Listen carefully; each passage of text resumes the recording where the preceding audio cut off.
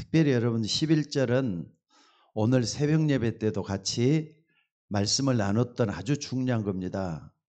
간단한 게 아니라 의미가 있고 엄청난 하나님의 뜻이 담겨져 있는 그런 말씀들이죠. 특별히 여기는 아버지 야곱 그리고 아들 요셉, 아버지 요셉 그리고 아들 요셉, 아버지 야곱, 아들 요셉, 이렇게 아버지와 아들이 통하는 그런 언약이 전달되는 그런 모습입니다. 지난 주일에도 말씀을 드렸습니다마는 다윗이 솔로몬에게 어떻게 전달했다 그랬죠? 하나님을 잘 섬기고 하나님의 말씀을 따라가는 그런 삶을 살아야 된다. 그러니까 이런 것을 자녀들에게 전달하는 게 굉장히 큰 복이다, 이런 말씀을 드렸어요. 근데 여러분들 오늘 여기 11절 말씀해 보니까 그의 형들은 시기하되 그의 아버지는 그 말을 간직해 두었더라. 솔직히 말해서 이 말씀은 말이죠, 짧게 기록이 됐지만은 깊은 의미를 가지고 있는 그런 말입니다. 그래서 이걸 갖다가 뭐라고 말씀했느냐, 아버지와 아들 간에 뭐가 통했다고요? 아버지와 아들 간에 요게 통한 거예요. 언약의 꿈, 요게 통한 거예요.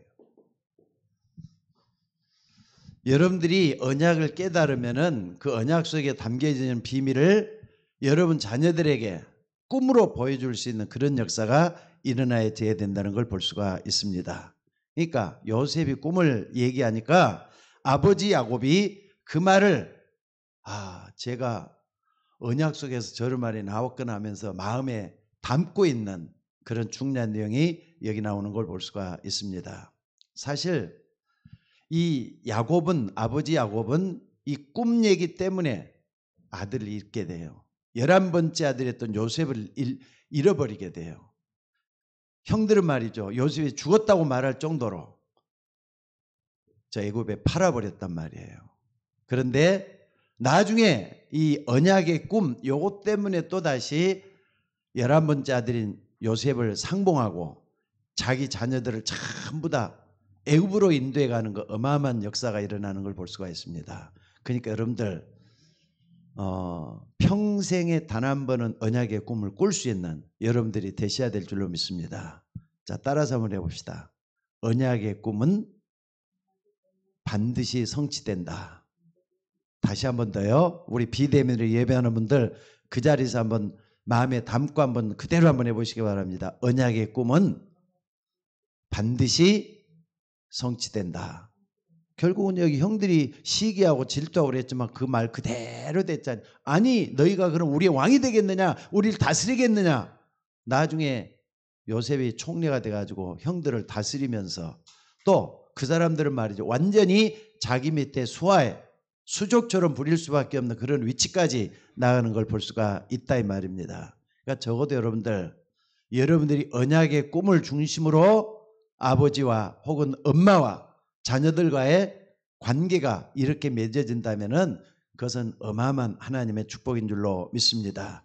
그래서 여러분 자녀들과 부모는 적어도 신앙생활을 같이 하고 있다, 이렇게 보면 돼요.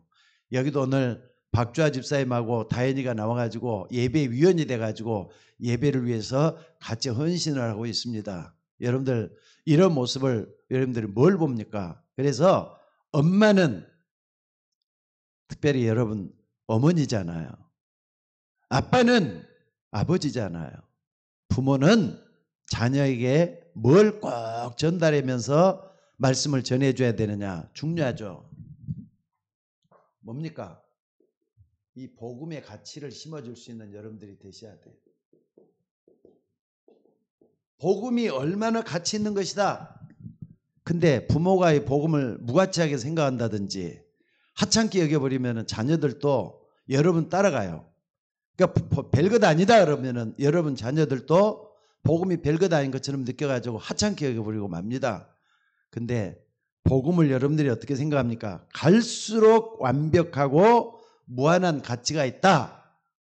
부모가 이걸 먼저 깨달으면은 자녀들에게 그대로 전달이 된다는 거 잊지 마셔야 돼요. 자, 성경 66권으로 돼 있죠. 근데 성경은요, 결국은 이 복음의 가치를 설명하고 있는 게 성경이에요. 그래서 여러분들 성경을 바로 알게 되면은 반드시 복음의 가치가 여러분 속에서 빛나게 돼 있어요. 성경을 바로 알면 복음이 반드시 드러나게 돼 있어요. 왜? 성경 복음 때문에 쓰여진 책이기 때문에 그렇다 이 말이에요. 그래서 성경 66권을 복음으로 보아야 하는데, 만약에 성경을 아무리 많이 봐도 복음을 모르면은 핵을 놓친다 이 말이에요. 뭐라고요?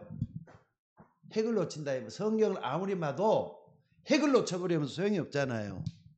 성경의 핵은 오직 복음이에요. 그래서 요한복음 20장 31절에도 오직 이것을 기록함은 너희로 예수께서 하나님의 아들 그리스도이심을 믿게 하려 하며 그 이름을 힘입어 생명을 얻게 한 것이다고, 성경을 기록한 목적을 요한복음 20장 31절에서 이렇게 밝히고 있습니다. 어찌됐든 여러분과 여러분의 자녀들이 함께 깨달을 게 뭐냐면요, 핵심을 놓치면 다 놓치는 거예요. 그러니까 성경은 여러분들이 볼 때 항상 복음 중심으로, 내가 복음을 가치 있게 받아들였으면은 이 복음 중심으로 봐야만 된다는 거 잊지 마시기 바랍니다. 자, 그러면 어떻게 되느냐?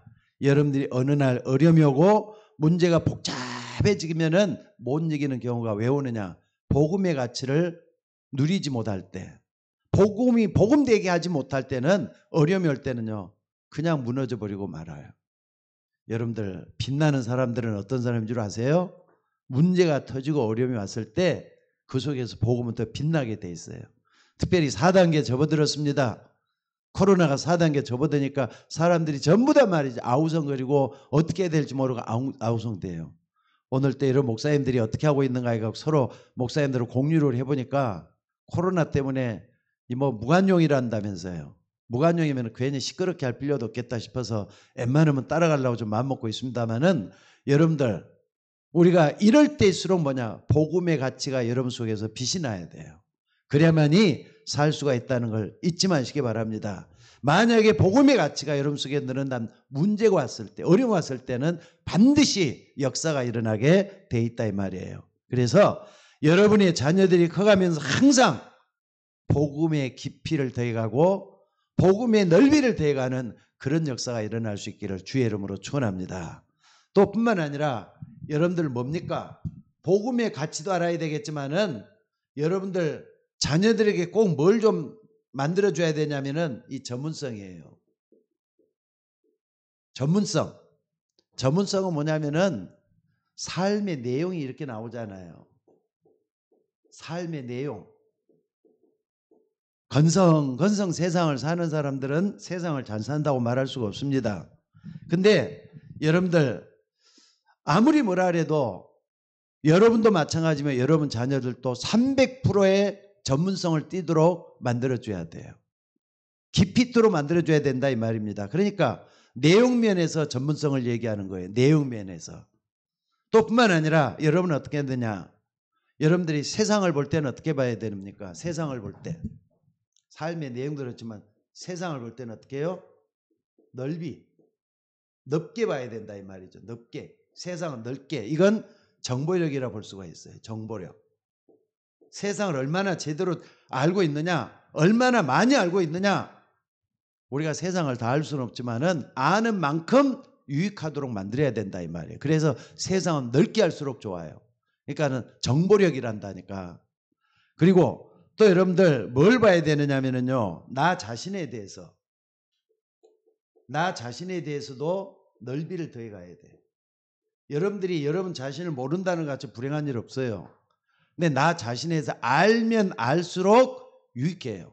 때로는 그걸 대비할 수도 있지만은 때로는 도전할 수 있고 때로는 내 자신을 거기에 이용할 수도 있게 되기 때문에 여러분들이 이건 잘 좀 해서 뭘 해야 되느냐, 내 자신에 대한 어떤 전문성을 키워야 된다는 거 잊지 말았으면 좋겠어요. 그러니까 덤벙덤벙 세상을 사는 사람들은요, 나중에 가면은 헛살았단 말이 나오게 돼 갖고 있어요. 여러분 인생을 덤벙덤벙 살지 말고 좀 뭔가 모르게 남들에게 내놓을 수 있을 만큼 준비도 하고 또 그걸 놓고 하나님 앞에 서 있는 여러분들이 되셔야 될 줄로 믿습니다. 그래서 여러분들 적어도 자기 자신을 넓게 안다는 말은 여러분들 우리는 하나님 자녀고 하나님 부름 받았잖아요. 그렇기 때문에 뭘 알아야 되느냐? 사명을 제대로 아는 사람이 넓게 한다고 볼 수가 있어요. 세상을 뭐 많이 하는 게 아니라 내가 꼭 해야 될 게 뭐냐? 여러분들 적어도 목회자나 교회에서 일하는 사람들은 이 사명 없이는 안 돼요. 사명이 우리를 끌고 가는 그런 삶이 되셔야 되기 때문에 여기까지 가져야 돼. 여기에 대한 전문성을 얘기하는 거예요. 또 세 번째는 뭡니까? 여러분들 우리들의 자녀들에게 꼭 좀 가르쳐야 될 것은요, 복음의 가치도 제대로 가르쳐야 되고 전문성도 가르쳐줘야 되겠지만은 내게 다가오는 시간 눈에 보이지 않잖아요. 이 시간을 활용하는 방법도 가르쳐줘야 돼요. 어느 정도 아까도 전문성 300%라 했는데 여러분들 시간은 하루가 몇 분이죠? 24시간. 하루가 몇 분이 아니라 하루가 24시간이에요. 근데 하루 24시간을 금방금방 지나가게 만들지 말고 240시간으로 만들 정도로 하루를 24시간 그 쪼개가지고 말이죠. 세밀하게 내 삶 전체, 특별히 여러분 속에 그냥 TV 보면서 뭔가 모르게 지나가 버리면 아무것도 아니거든요. 여러분에게 있어서 빈 시간이 어딘지, 또 내가 바쁜 때가 어떤지, 내게 가장 황금 시간이 어떤 것인지 시간 배분을 잘 갖고 쓸 수 있는 여러분들이 됐으면 좋겠어요. 특별히 여러분들 어떤 시간을 많이 활용해야 되느냐? 아침 시간 아니면은 새벽 시간. 저 같은 경우는 이 새벽 시간을 굉장히 중요하게 여깁니다. 어떤 때는 2시 반에 일어나기도 하고 3시 반에 일어나기도 하고 그러는데 그때 일어나서 내가 하고 싶은 일, 그날 가장 중요한 그때 다 한다고 보시면 돼요. 물론 목회자이기 때문에 그럴 수가 있겠다 싶지만은요, 여러분도 가장 중요한 시간 아무렇게나 24시간으로 사용하지 말고 240시간 쪼개가지고 말이죠, 가장 세밀하게 중요하게 볼 수 있는 여러분들이 됐으면 좋겠습니다. 그래서 여러분들 성공한 사람들은요 24시간 이 시간 활용을 그렇게 잘한다네요. 특별히 잭 웰치라는 투자가가 있어요. 미국의 투자가. 작년 3월 달에 죽었더구만요. 나이가 84세로 작년에 죽었는데 이 사람이 뭐라 그러느냐, 굉장히 말이죠, 투자 전문가이기도 하지만은 제너럴 일렉트릭 회장이기도 하고 최고 경영자직을 역임했던 사람으로서 미국에서는 뭐라 부르느냐, 전설적인 경영자라 부른대요. 근데 이 사람이 뭐라 그러냐면요, 시간 투자를 그렇게 잘했다네요. 미래, 특별히 미래 시간을 그렇게도 많이 아끼면서 미래와 그 다음에 인재에 대가 투자를 그렇게 했던 사람이 잭 웰치라는 사람이래요. 그러니까 이 사람이 세계적인 경영자가 됐잖아요. 자, 그렇다면은 여러분에게 다가오는 24시간, 자고 일어나면 24시간 시작되잖아요. 조금만 더 세밀하게 쪼개가지고 여러분도 하나님 앞에 좀 쓰임 받아야 될 거 아닙니까? 코로나 좀 안 걸렸으면 좋겠어요. 우리 서울 예익교회 성도는 단 한 명도 지금까지도 안 걸리고 왔습니다만은 장담을 못 하잖아요. 그러나 여러분들 이것도 하나님 소관 안에 있어요. 그러니까 철저하게 방비도 하면서 우리 하나님 앞에 서 있는 우리가 되셔야 될 줄로 믿습니다. 어찌됐든 복음에 같이 하는 사람은요 어디 가도 성공하게 돼 있어요. 또 전문성, 일에 대한 전문성이죠. 삶이 전문성을 띠고 세상도 넓게 보고 자기 자신도 정말로 뭘 해야 될지 바로 아는 사람들은 아주 중요한 삶을 살 수밖에 없어요. 그러니까 이런 사람이 제가 볼 때는 요셉인 것 같아요. 근데 오늘 본문의 말씀을 딱 해줬습니다마는 깨닫는 사람이 있고 못 깨닫는 사람이 있어요. 여러분 적어도 깨닫는다 할 때는요 복음의 가치를 제대로 아는 사람이기 때문에 깨달을 수밖에 없어요. 근데 복음이 뭔지도 모르는 사람들은요 못 깨닫고 지나갈 수도 있거든요. 교회 다닌다 다 깨닫는 사람 아니거든요. 그러니까 여러분들이 잘 보면서 오늘 말씀에 좀 귀를 기울여 볼 수 있는 여러분들 되시기를 바랍니다. 첫째는 뭐냐, 여러분들이 꼭 좀 기억을 해야 될 게 뭐냐면요, 자 여러분들 세상을 아까 넓게 봐야 된다 그랬죠. 세상을 넓게 보는 정보력이 있어야 된다 그랬는데 여러분들이 영적인 눈을 뜨고 세상을 좀 한번 봐보시기 바랍니다. 세상은 어떻게 하고 있느냐, 한마디로 말하자면은 공존하고 있어요. 세상 사람들과 하나님의 자녀들과 마귀의 자녀들, 돈 있는 사람들과 돈 없는 사람들, 또 미련한 사람들과 지혜로운 사람들, 지식 있는 사람들과 또 이렇게 지식을 갖지 못하는 사람, 여러 종류로 말이죠. 나눌 수가 있지만은 우리가 지금 나누려고 하는 건 성경을 통해서 한번 나눠보자 이 말입니다. 첫째는 뭡니까? 자, 한번 봐보세요. 창세기 4장 4절에서 5절에 보니까 누가 나옵니까? 4장이면은 적어도 아담의 아들, 누구죠? 아담의 아들 누구요? 가인과 아벨이에요. 같은 뱃속에서 나온 자녀들이잖아요. 가인이 형이고 아벨이 동생이에요. 근데 여러분 잘 아는 대로 가인이 말이죠. 자기 동생 아벨을 쳐 죽여버렸어요. 존속 살인이 여기서부터 발생을 했어요. 근데 둘 다 똑같이 예배도 드렸잖아요. 가인도 예배드리고 아벨도 예배드리고. 근데 하나님은 가인 예배를 받았는데 아벨 예배는 받았는데 가인 예배는 받지 않았다 그랬어요. 왜 가인 예배를 안 받았느냐? 여러분의 예배도 마찬가지란 말이에요. 가인은 세월이 지난 후에 아담에게서 복음을 전해 듣긴 했어요. 복음을 분명히 들었을 거예요.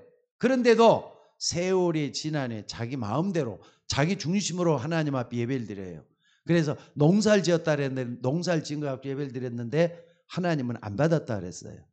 가인은 아벨은 어땠다 그랬습니까? 양의 첫 새끼와 기름 가지고 예배를 드렸는데 하나님이 받으셨다 그랬어요. 자, 하나님께 똑같은 예배를 드리는 왜 그랬느냐? 가인은 종교인이야. 아벨은 뭡니까? 복음 가진 사람이에요. 이렇게 나눠진다니까. 여러분 복음 가진 사람하고 종교인이 같이 공존하고 있다는 거, 요 세상에서 같이 볼 수 있는 여러분이 되셔야 될 줄로 믿습니다.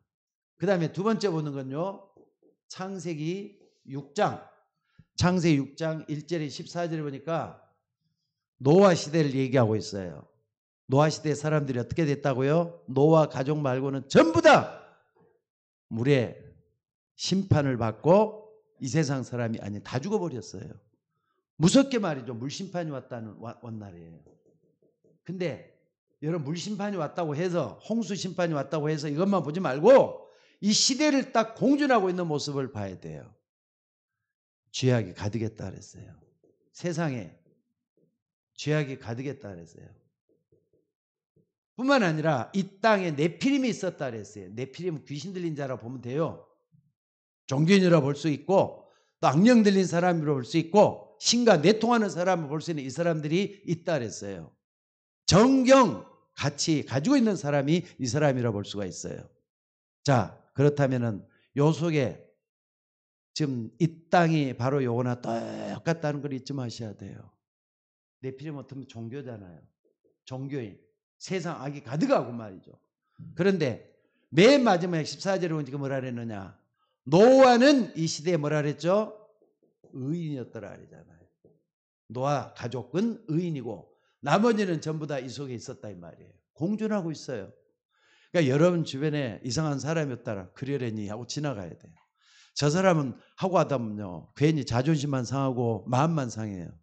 여러분 세상을 간단하게 봐서는 안 됩니다. 가인과 아벨도 있고 여기 노아 시대 때 말이죠. 노아 같은 의인이 있지만은 물론 심판 당해서 전부 다 죽을 수밖에 없는 이 땅에 사람들도 있었다는 거 잊지 마셔야 돼요. 또 뭘 봐야 되겠습니까? 자, 창세기 13장 1절로 18절에 보면은 창세기 12장에 아브라함이 나오잖아요. 근데 13장에는 또 누구 나오냐면은 아브라함과 롯이 나와요. 자, 아브라함은 하나님을 말씀 따라가려고 애를 쓰면서 복음의 눈을 떠갖고 있는 사람이에요. 근데 롯은 조카인데 아브라함의 생질이잖아요. 조카인데도 불구하고 왜 그렇게 세상만 따라가는지 모르겠어. 세상 너무 좋아하다 보면은 롯처럼 선택도 하게 돼요. 그러니까 나중에 아브라함이 선택을 하라니까 어딜 선택하느냐?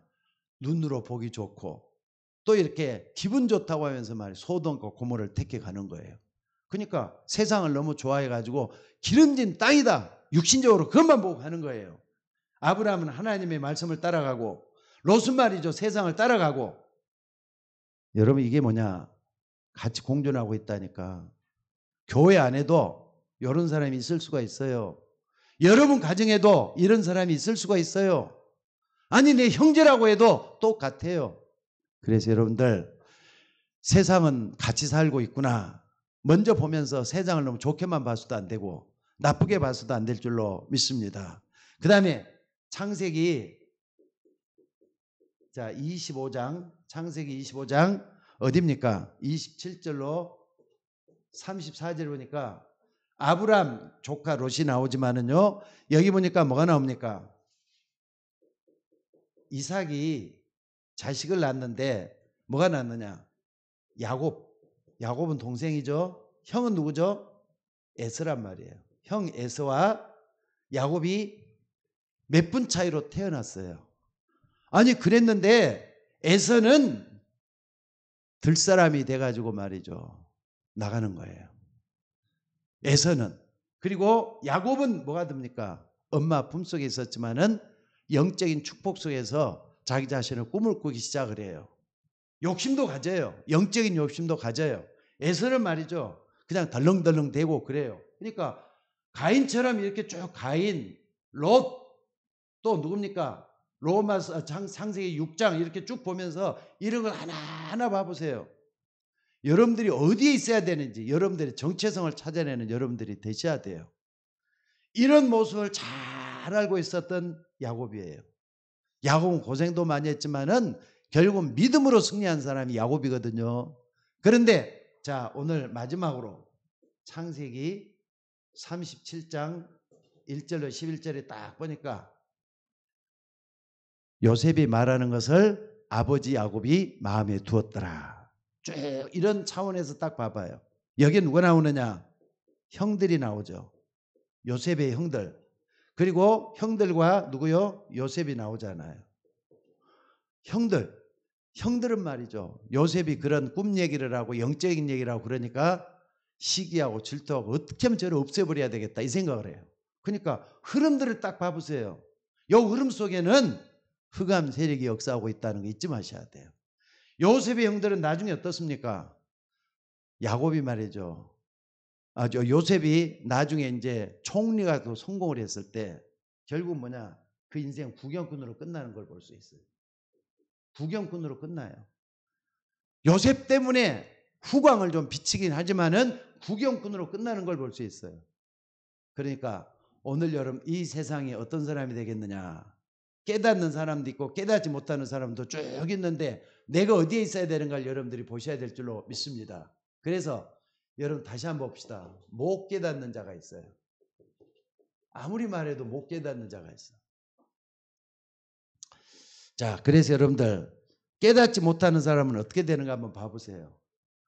요건 믿음의 사람도 마찬가지거든요. 깨닫는다고 항상 깨달아진 거 아니잖아요. 못 깨달을 때도 있어요. 그러니까 그때는 항상 그래서 여러분들한테 항상 제가 강조하는 게 영적 상태를 강조하잖아요. 교만하면은 못 깨닫게 돼요. 또 뿐만 아니라 말씀을 놓쳐버릴 수가 있어요. 덜렁댈 수가 있어요.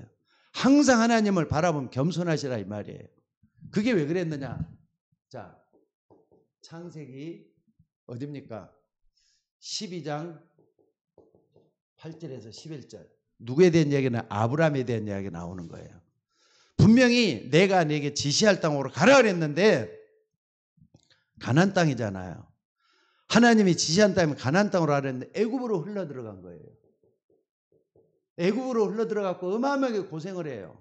나중에는 기근이 났기 때문에 물론 그런 것들이 애굽으로 흘러 들어갔고 굉장히 고생을 하는 것을 볼 수가 있습니다. 근데 여러분들 하나님이 여러분 불러냈을 때는 뭘 생각을 해야 되느냐? 하나님이 여러분 축복해 주시기 위해서 불러냈다는 거 붙잡으셔야 돼요. 누가 뭐래도 하나님은 여러분을 축복해 주기 위해서 불러냈다 이 말이에요. 아브라함은 왜 내가 복을 주겠다 그랬잖아요. 5가지 복 잘하시잖아요. 근원적인 축복, 대표적인 축복. 그 복 속에서 아브라함을 불렀는데 가나안 땅으로 가야 되는 애굽으로 가다가 나중에 자기 마누라까지 말이죠. 잃어버릴 뻔하고 그런 일도 당하고 그래요. 자, 여러분들 오늘 여기서 여러분 꼭 좀 기억을 해야 될 줄 압니다. 깨닫지 못하면 아브라함도 불신앙으로 흘러 들어갈 수 있다. 무슨 말인지 알겠습니까? 못 깨달으면 나도 모르게 불신앙으로 간다는 걸 잊지 마셔야 돼요. 왜? 모르니까. 깨달으면은 그 속에 하나님의 계획과 뜻을 따라가죠. 못 깨달으면은 다시 또 번복을 해가지고 처음으로 다시 돌아가야 될 때가 많아요. 여러분 그런 어려움을 갖지 마시고 나갈 수 있기를 바랍니다. 또 두 번째 딱 보면 창세기 13장 어딥니까? 1절로 13절에도 나옵니다. 여기 보면은 여러분들 아브라함이 말이죠. 너로 말미암아 한 민족을 이루게 하겠다 그랬는데 아브라함이 끝까지 믿질 못해요. 더군다나 마누라 사라가 말이 옆에서 계속 바람을 넣어요. 이래갖고 당신이 이제 다 늙어갖고 후손을 어떻게 보겠느냐. 차라리 애굽 여인 하갈을 통해서 자식을 봐라. 여기서 만들어지는 게 이스마엘이잖아요. 여러분 하나님의 약속을 믿지 못하고 나가다 보면은 다른 것을 붙잡게 돼 있어요. 다른 거 붙잡다 보면 이것 때문에 말이죠. 이스라엘 민족이 어마어마하게 고생을 하잖아. 이스마엘은 오늘날 저 중동의 IS 그리고 이슬람 세력의 주체 세력이 돼갖고 있는 그쪽이에요. 그러니까 여러분들 이런 부분을 좀 잘 좀 생각을 해보셔야 돼요. 깨닫지 못해가지고 어찌 뭔가를 해야 돼. 다른 거를 하게 되기 때문에 더 큰 문제가 온다는 거 잊지 마시기를 바랍니다. 자, 또 뿐만 아니라 어딜 봐야 되느냐면요. 세 번째, 아브라함의 아까 롯 있잖아요. 조카 롯을 한번 봐봐요. 조카 롯을 끝까지 말이죠. 깨닫지 못하고 나중에는 어디까지 갑니까? 소돔과 고모라까지 갔다 그랬어요. 소돔과 고모라까지 갔다 그랬어요. 근데 가는 것까지는 좋은데 거기에 물들게 돼 있거든요. 이번에 우리 다윗이라는 애가 3살짜리잖아요. 한국에 한국말을 전혀 못 해갖고 왔었는데 한 달 반 있으면서 한국말을 기본적인 걸 다 익혀갖고 왔어요. 저 미국 가서 우리 다윗이 말이죠. 아빠하고 통화를 하는데 한국말로 계속 하니까 프랑스말을 쓰라고 계속 얘기를 했는 모양이에요. 그러니까 이렇게 뭔가 오면은 그 주변에 영향을 받게 돼 갖고 있어요. 누구든지 다 똑같아요. 다윗도 그렇고 사라도 그렇고 여러분도 마찬가지예요. 롯이 말이죠. 소돔과 고모라의 영을 받아가지고 나중에 어떻습니까? 세상 즐거움은 다 세상 쾌락이 그 속에 다 돌아버리는 걸 볼 수가 있어요. 나중에는 어떻습니까? 그 소돔과 고모라 사람들이 하나님의 사람을 내놓으라고 하라니까 자기 딸들까지 내놓을 준비까지 다 할 정도로 이렇게 변해버리는 걸 볼 수가 있어요. 그래서 여러분들 뭘 봐야 됩니까? 이 롯이 소돔을 선택한 것이 문제가 아니라 뭐가 문제냐? 깨닫지 못하는 게 문제란 말이에요. 아무리 그렇게 얘기를 해도 못 깨닫는다니까. 교회에서 강단에서 아무리 하나님의 말씀을 전해줘도 깨닫는 사람이 있고 못 깨닫는 사람이 있습니다. 근데 못 깨닫는 사람은 어떻게 되느냐? 하나하나 쭉 한번 봐보세요. 요 길로 걸어간다는 걸 잊지 마셔야 돼요. 또 뿐만 아니라 나중에 어떻게 되느냐? 자, 조카 롯이 말이죠. 창세기 14장 어딥니까? 창세기 14장 14절로 23절에 보니까 어떤 일이 벌어집니까? 드디어 소돔과 고모라 때문에 말이죠. 주변에 연합이 형성이 돼가지고 연합 전쟁이 일어나요. 전쟁이 일어났을 때 조카 롯은 어떻게 된다고요? 여기서 포로가 되고 말아요. 그러니까 돈 따라가고 물질 따라가면은 결국은 그걸로 인해서 사람들은 욕심이라는 게 있고 또 뭔가 내 것으로 가져야 되겠다 이런 게 있어가지고 포로가 됐다 이 말이에요. 나중에 아브라함이 말이죠. 어떻게 하죠? 아브라함이 318명이라는 가병을 데리고 와서 롯을 구출해 주긴 하지만은 결국은 이렇게 못 깨닫는 결과 이렇게 되고 말아요. 여러분 이런 부분은 아무것도 아닌 게 아닙니다. 꼭 좀 붙잡을 수 있기를 바랍니다. 또 하나 더 본다면은요. 아까 에서 우리가 봤잖아요. 여기서 에서도 봤는데 에서의 후손이 쭉 나오느냐? 아브람 말고 이삭 말고 에서 불신앙으로 한 자식 에서로 인해 가지고 나중에는 뭐가 나오느냐? 에돔 족속이 나와요. 에돔 족속.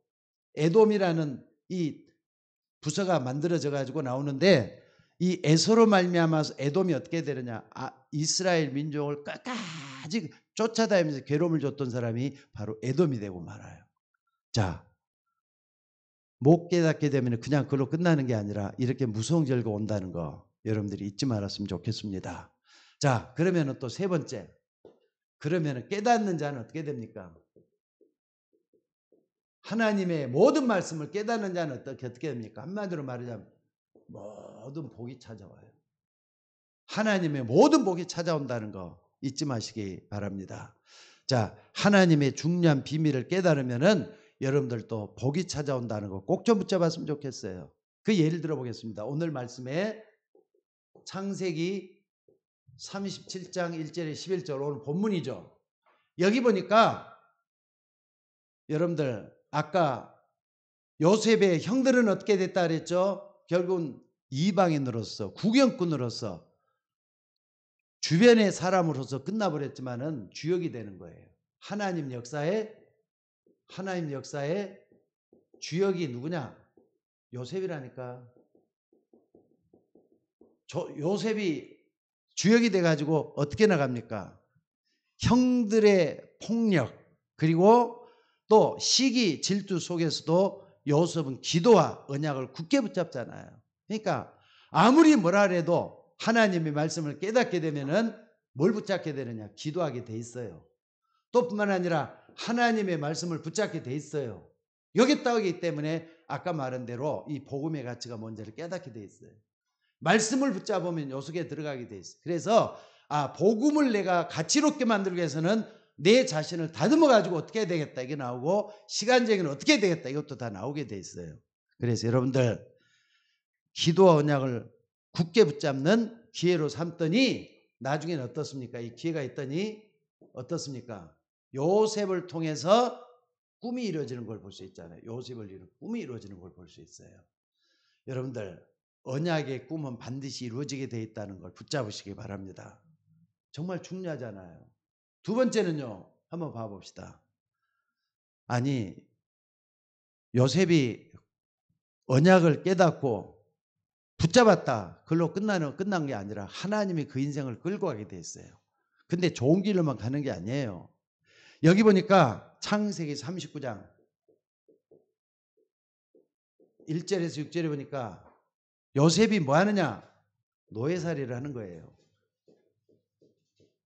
노예로 끌려가잖아요. 노예로 끌려갔는데 여러분 노예로 끌려갔으면서도 여러분 항상 생각을 해야 될 것은 요셉이 이렇게 꿈을 꿨을 때 창세기 39장 2절 요거 여호와께서 요셉과 함께 계심으로 요걸 딱 붙잡으셔야 돼요. 요 창세기 39장 2절 요걸 딱 여호와께서 요셉과 함께 하심으로 그랬어요. 노예살이를 하면서도 요셉은 하나님이 함께하는 이것이 있었기 때문에 어떻게 됐죠? 여기서 말이죠. 경제를 배우게 돼요. 그리고 경영도 배우게 돼요. 보디발의 집에 있으면서. 신기하잖아요. 깨닫는 사람에게 있어서는 모든 게 역사가 일어나요. 두 번째, 아무리 노예를 잘해도 억울한 누명을 쓰고 감옥에 가잖아요. 감옥살이라는 거예요. 감옥살이래요. 근데 창세기 여기다 씁시다. 이게 창세기 39장 2절. 여기도 보니까 창세기 몇 장입니까? 창세기 여기 보니까 40장 1절에서 20절. 예, 39장 22절. 22절. 그러니까 창세기 39장 2절이나 창세기 39장 20은 똑같은 말이에요. 여호와께서 요셉과 함께 하셨다는 내용이에요. 거기를 좀 읽어드리자면 이렇습니다. 그러니까 간수장은 그의 손에 맡긴 것은 무엇이든지 뭐라 그랬습니까? 살펴보지 아니하였다. 그러면서 이는 여호와께서 요셉과 함께 하심을 보았기 때문에 그랬다 그랬어요. 그러니까 보디발이 집에서도 노예살이를 할 때도 하나님이 함께하는 거, 감옥에 있을 때도 간수장이 하나님이 함께하는 걸 봤다 그랬어요. 그렇게 어떻게 합니까? 감옥에 들어가서도 여기서도 만남의 축복이 이루어지는 걸 볼 수 있어요. 만남의 축복. 그래서 여기서 배운 게 뭡니까? 정치를 배우잖아요. 또 뿐만 아니라 사회가 어떻다는 것도 사회를 배워요. 정치인들을 만나고 사회도 배우고 말이죠. 그러니까 깨닫는 사람은 모든 게 복이라니까. 여러분, 이런 일이 여러분에게도 일어나줘야 돼요. 그러니까 말씀을 깨닫는 게 전부 다예요. 요거 여러분들이 꼭 붙잡고 하나님 앞에 서 있는 여러분들 되시기를 주의 이름으로 축원합니다. 또 뿐만 아니라 여러분들 세 번째 딱 보면은 뭘 볼 수가 있습니까? 창세기 45장 1절로 창세기 45 1절로 8절에 딱 보면은요. 드디어 감옥에 있다가 누구를 만나게 됩니까? 바로 왕을 애굽의 왕 바로 왕을 만나게 돼요. 여러분들 어디에 있든지 간에 만남을 좀 소중히 하시고 그 속에서 하나님 역사를 볼 수 있는 여러분들이 되셔야 될 줄로 믿습니다. 그러니까 요셉이 드디어 총리가 되잖아요. 근데 총리 선택이 되는 것은 세계 복음화의 길이 됐다는 거, 기회가 됐다는 거. 이걸 좀 보셔야 돼요. 그래서 5절에 보니까 뭐라 그랬느냐? 5절에 보니까 뭐라 그랬느냐? 45장 5절에 보니까 당신들이 나를 이곳에 팔았다고 해서 근심하지 마소서, 한탄하지 마소서. 하나님이 생명을 구원하시려고 나를 당신들보다 먼저 보내셨나이다. 총리로 되게 하신 이유를 깨달은 거예요. 아, 요것 때문에 하나님 날 불러냈었구나. 그러면서 형들은 말이죠. 원수 갚는다 그게 아니라 형들 생명을 구원하시라고 나를 먼저 당신들보다 보냈다. 이렇게 얘기하는 걸 볼 수가 있습니다. 그래서 오늘 여러분들 못 깨달으면 그 자체가 말이 인생은 별것 아니게 끝나지만은 깨닫고 나면 이렇게 어마어마한 역사로서 모든 게 되는 걸 볼 수가 있어요. 그래서 오늘 여러분들이 결론적으로 꼭 좀 붙잡아 봅시다. 뭘 붙잡아야 되느냐? 예수님의 비유를 통해서 볼 수가 있어요. 예수님의 비유 가운데 4가지 밭이 나오죠. 어떤 사람이 씨를 뿌리러 나갔다 그랬는데 하나는 길가에 떨어졌다 그랬어요. 하나는 가시밭에 떨어졌다 그랬어요. 하나는 또 어디에 떨어졌다고요? 자갈밭에 떨어졌다 그랬어요. 또 하나는 옥토에 떨어졌다 그랬어요. 근데 우리가 2가지를 각 좀 생각해 봅시다. 뭐냐면요. 여러분들 못 깨닫는 자가 왜 못 깨닫는가를 여러분들이 아셔야 돼요. 못 깨닫는 자. 왜 못 깨닫는가? 자, 여러분들 어디를 보시냐면요. 무엇보다도 마태복음 13장에 보면은 이 4가지 밭에 대한 비유가 나오는데 마태복음 13장 13절에서 15절. 자, 여기에 딱 보면은 너희가 듣기는 들어도 깨닫지 못할 것이요 또 너희가 보아도 알지 못하리라. 그러면서 이 백성의 마음이 완악하여져서 듣기는 들어도 둔해서 깨닫지 못하고 눈으로 보고 이 귀로 듣고 마음으로 깨닫아서 고침을 받을까 두려워한다. 이런 말이 나와요. 무서운 말이죠. 그러니까 하나님의 복음을 마음으로 깨닫는다는 게 얼마나 복이 되느냐. 근데 이 못 깨닫는 자는 뭐라 그랬느냐. 마태복음 13장 19절에 보니까 이 말씀을 비유로 들면서 뭐라 그랬느냐. 여기 보니까 이런 얘기를 해요. 아무나 천국 말씀을 듣고 깨닫지 못할 때는 악한 자가 와서 그 마음에 뿌린 것을 빼앗나니 곧 길가에 뿌려졌다는 거라 그랬어요. 길가에 뿌려졌기 때문에 새가 와서 주워 먹었다 그랬는데 악한 자가 와서 빼앗아 갔다는 말을 써요. 그러니까 못 깨달았을 때는요. 여러분들 두려워할 줄 알아야 돼요. 내가 머리가 미련해서 못 깨달을 수도 있겠지만은 겸손하면 또 되잖아요. 하나님 곁에 매달리면 되잖아요. 근데 못 깨달아서 길가에 뿌려졌다는 것은 마귀가 악한 자가 와서 그 마음까지 다 뺏어갔기 때문에 못 깨닫게 됐다는 거예요. 무서운 말입니다. 자, 근데 2번째 딱 봐야 될 게 뭐냐면 깨닫는 자예요. 깨닫는 자. 어떻게 해서 깨닫느냐. 자, 여러분들 깨달을 때는요. 8절에 보니까 이런 말이 있어요. 마태복음 13장 8절에 보니까 깨달을 때는 어떻게 깨닫는다 그랬죠? 여기 보니까 더러는 좋은 땅에 떨어짐에 혹 100배, 60배, 30배 결실을 맺었느니라 그랬는데, 좋은 땅에 뿌려졌다는 건 뭐냐? 말씀을 듣고 깨닫는 자니 그랬어요. 말씀을 듣고 깨닫는 자라 그랬어요. 그러니까 마음 밭이 중요하고 영적 상태가 중요한 걸 볼 수가 있어요. 그러니까 여러분들 비대면이라 해도 말이죠, 어떤 분은 은혜 받습니다. 아무리 비대면이고 사람들이 멀리 있어도 그 시간이 가장 귀한 줄 알고 하나님 앞에 말씀에 집중하는 사람은 분명히 은혜 받을 거예요. 건성건성하면 안 돼요. 정말 여러분들이 이걸 하시기 바랍니다. 특별히 이번 주일날에도, 아마 지난 주일에도 뭐 관공서에서 사람이 나와가지고 우리 교회가 타켓가 됐었는데 또 나온다는 말이 또 있습니다. 그래서 괜히 부딪히면 안 좋잖아요. 그러니까 이번에도 비대면을 예배 드리는 게 원칙이 되어야 되겠고요. 그러는데 여러분 비대면 예배 드릴 때 혼자 조용히 말씀을 붙잡고 기도할 준비를 하면서 예배를 드리시기 바랍니다. 또 뿐만 아니라 헌금 시간에도 여러분들이 헌금 그 중심을 넣어가지고 여러분들이 정말로 그 뭡니까 계좌 이체를 하셔서 헌금도 제대로 하시고 그렇게 좀 했었으면 좋겠어요. 그래갖고 뭐 하느냐? 30배, 60배, 100배 결실을 맺는 여러분들이 되셔야 될 줄로 믿습니다. 어찌됐든 오늘 여러분들 내 자녀들에게 뭘 가르쳐야 되느냐? 복음의 가치는 전달해 줘야 돼요. 그럼 내가 먼저 복음의 가치에 대해서 인정을 하고 체험을 하고 여러분들이 먼저 하나님 앞에 서야 돼요. 또 여러분의 삶의 내용도 전문성 있게 준비를 할 수 있기를 바랍니다. 건성건성 세상 살아서는 안 됩니다. 시간도 24시간 주어져 있지만은 좀 쪼개가지고 여러분 마음과 생각을 좀 다듬어가지고 볼 수 있는 여러분들이 될 수 있기를 바랍니다. 자, 기도하도록 하겠습니다. 자비로우신 아버지 하나님, 오늘 또 깨닫는 자와 깨닫지 못하는 자를 통해서 우리에게 말씀 주신 것을 붙잡기를 원합니다. 깨닫는 사람은 30배, 60배, 100배 결실을 맺지만은 못 깨닫는 사람은 결국은 마귀에게 이용당할 수밖에 없다는 것을 말씀을 통해서 우리가 봤습니다.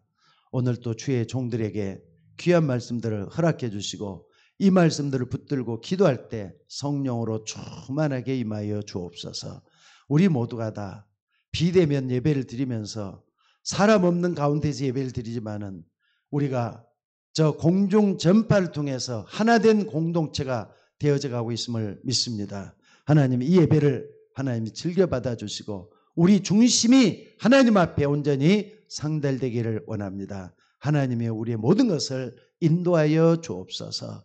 우리 모든 성도들이 깨닫는 백성들이 되게 하시고 주일날에도 하나님 우리 모두가 다 함께 하나된 공동체를 만들어갈 수 있는 우리가 되게 하옵소서. 우리를 구원하신 예수님의 이름으로 기도드리옵나이다. 아멘. 자, 찬송.